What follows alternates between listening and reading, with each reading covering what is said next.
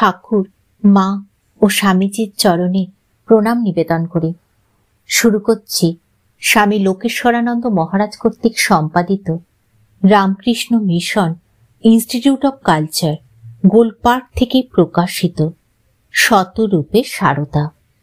আজ পাঠ করব ভারতের স্বাধীনতা সংগ্রাম, শ্রী মায়ের দৃষ্টিভঙ্গি। লিখেছেন জীবন মুখোপাধ্যায় মহাশয়, অধ্যাপক, ইতিহাস বিভাগ, বিদ্যাসাগর কলেজ, কলকাতা। পাঠ করছি ভারতের স্বাধীনতা সংগ্রাম, শ্রী মায়ের দৃষ্টিভঙ্গির পঞ্চম পর্ব।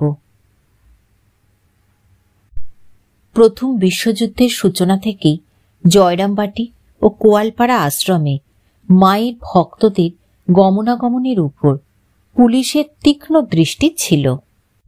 প্রত্যহ পুলিশ নতুন অভ্যাগতদের নাম, ধাম, পরিচয়, জন্মস্থান, কোথা থেকে এসেছেন, কোথায় যাবেন, এসব জিজ্ঞাসাবাদ করে লিখে নিয়ে যেত। এমনকি আগন্তুকদের বাসস্থান বা জন্মস্থানেও তাদের সম্পর্কে অনুসন্ধান চলত। পুলিশের খাতায় যাতে নাম না ওঠে, এজন্য রাজনীতির সঙ্গে সম্পর্কযুক্ত সন্তানেরা সকালে এসে সন্ধ্যার পূর্বেই চলে যেতেন। জয়রামবাটি মায়ের বাড়ি পুলিশের খাতায় মাতাজির আশ্রম নামে পরিচিত ছিল। সেখানে সর্বক্ষণ পাহারা দেবার জন্য চৌকিদারের উপর একজন দফাদারও নিযুক্ত হয়েছিল।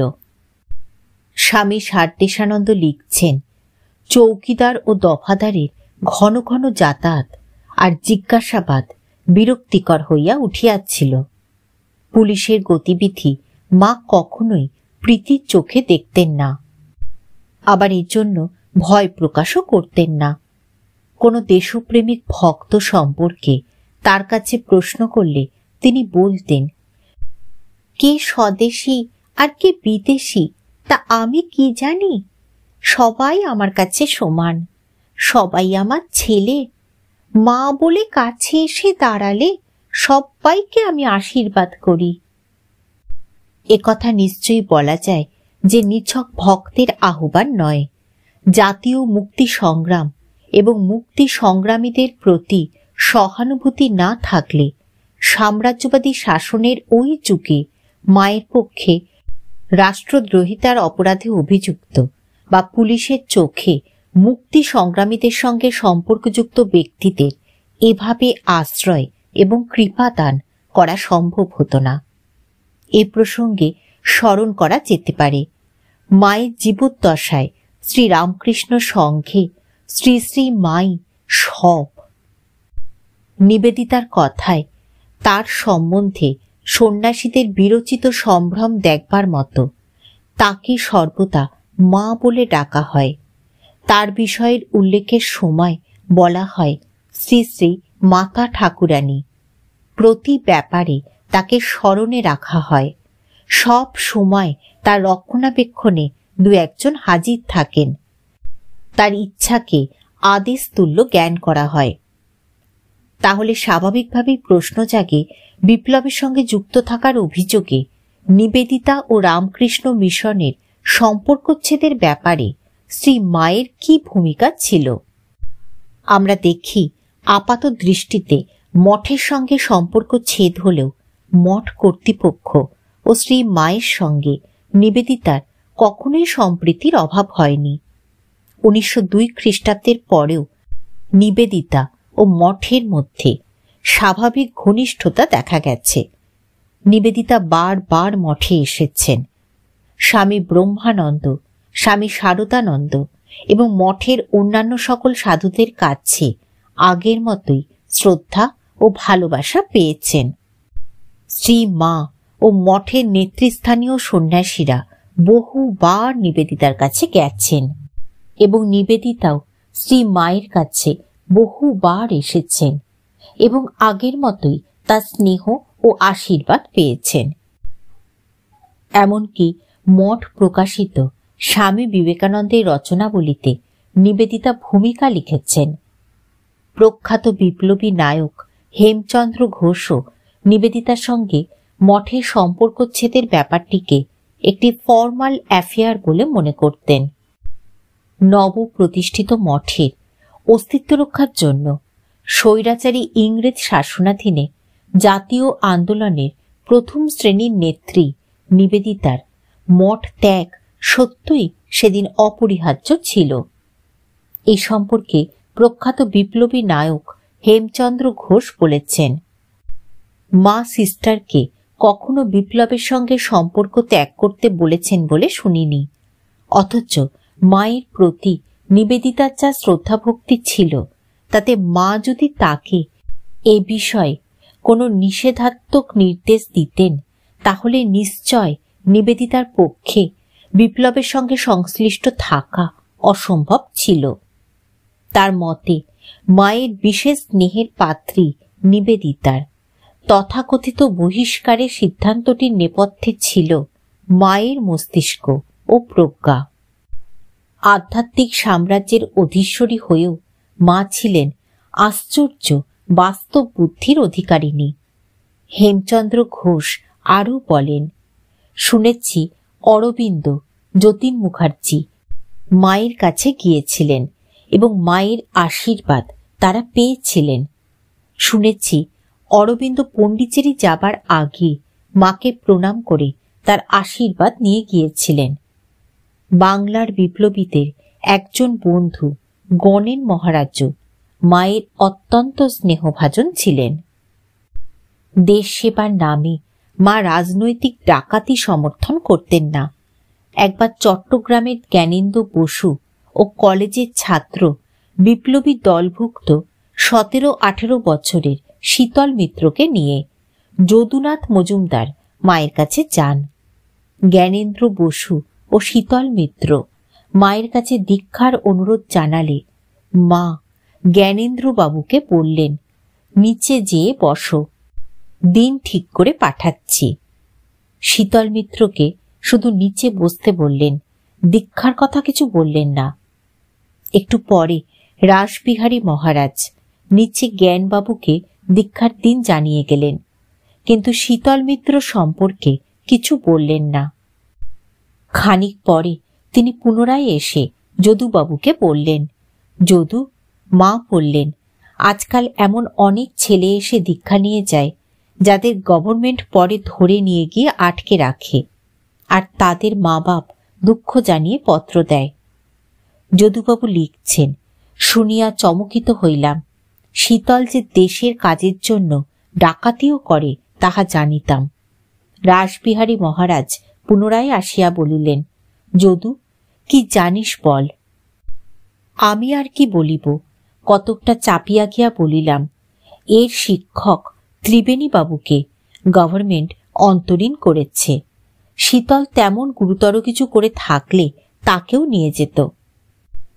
তুই দায়িত্ব নিলে মা দীক্ষা দেবেন। তাহার এই কথা শুনিয়া শীতলকে প্রশ্ন করিয়া আমি তাহার ভবিষ্যৎ আচরণের জন্য জামিন হইলাম। এই ঘটনা থেকে শ্রী শ্রী মায়ের অন্যতম জীবনীকার ব্রহ্মচারী অক্ষয় চৈতন্যের সিদ্ধান্ত। মা তো সবই জানেন। শীতল মিত্র বিপ্লবী ছিল, ডাকাতি করত। নিষ্ঠার সঙ্গে দেশের কাজ করলে, আন্দোলন করলে মা কখনো বিরূপ ভাব দেখাননি, বরং তারা এলেই মা দীক্ষা দিয়েছেন। কিন্তু তারা দেশ সেবার নামে চুরি ডাকাতি করলে মা তা অ্যাপ্রুভ করেননি। বলা বাহুল্য, সদাচরণের অঙ্গীকার পাওয়ার পরই মা তাকে দীক্ষা দিয়েছিলেন। এ প্রসঙ্গে উল্লেখ করা যেতে পারে, বিখ্যাত বিপ্লবী নেতা হেমচন্দ্র ঘোষ প্রথম বয়সে স্বাধীনতার জন্য স্বদেশী ডাকাতিতে বিশ্বাস করলেও পরবর্তীকালে স্বীকার করেছেন স্বদেশী ডাকাতির ফলে মুক্তি সংগ্রামের যে ক্ষতি হয়েছিল এ বিষয়ে আজ কোনো সন্দেহ নাই। এই ক্ষতির কারণ বিশ্লেষণ করতে গিয়ে তিনি বলেছিলেন, মানবিক কারণে জনসাধারণ এর ফলে বিপ্লবীদের থেকে দূরে চলে গিয়েছিল। তাদের মনে বিপ্লবীদের সম্বন্ধে একটা সন্ত্রাস, সন্দেহ এবং অবিশ্বাসের ভাব দানা বেঁধেছিল। তাছাড়া এর ফলে বিপ্লবীদের মধ্যে অর্থলোভ, নৃশংসতা প্রভৃতি সংক্রামিত হয়েছিল, যাতে বিপ্লবীদের পক্ষে অনেকেই আদর্শ ভ্রষ্ট হয়ে পড়েছিলেন।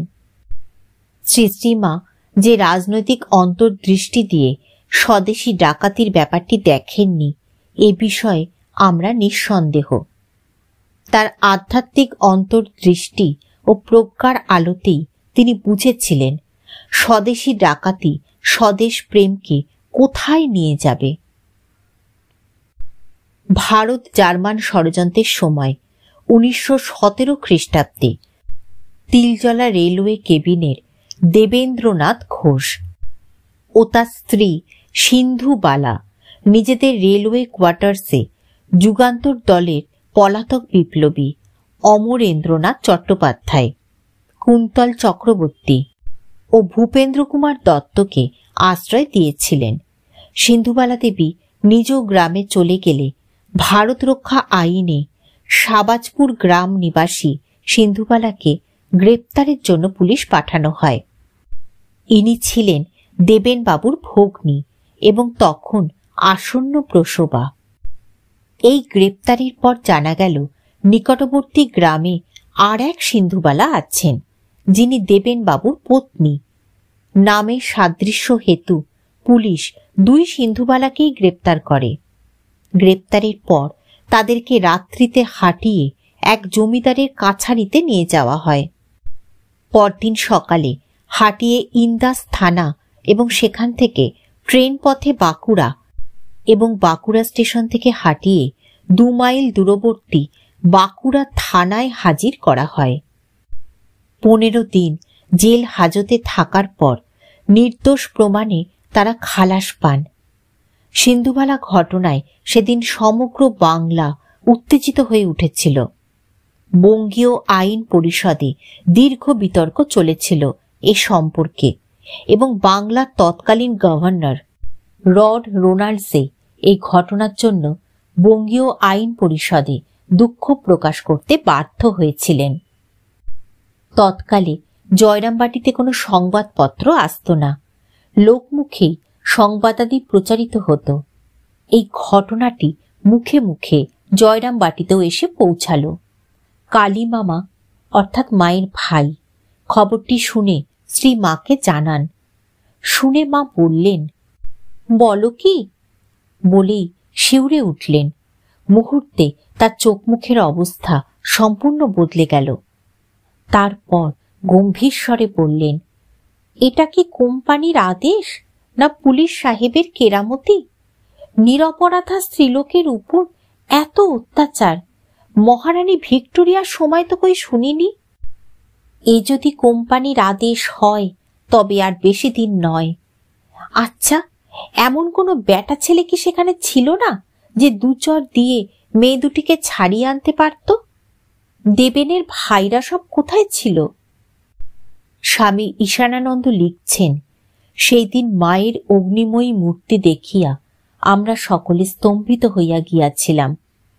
কিছুক্ষণ পরে অবশ্য খবর এলো যে সিন্ধুবালা দয়কে ছেড়ে দেওয়া হয়েছে।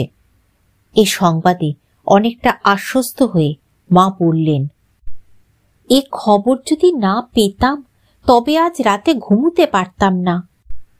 এর 2-1 দিন পরে আরামবাগের ডাক্তার প্রভাকর মুখোপাধ্যায়কে মা বলেছিলেন, এ রাজত্ব ধ্বংস হয়ে যাবে, থাকবে না, এ আর বেশি দিন নয়।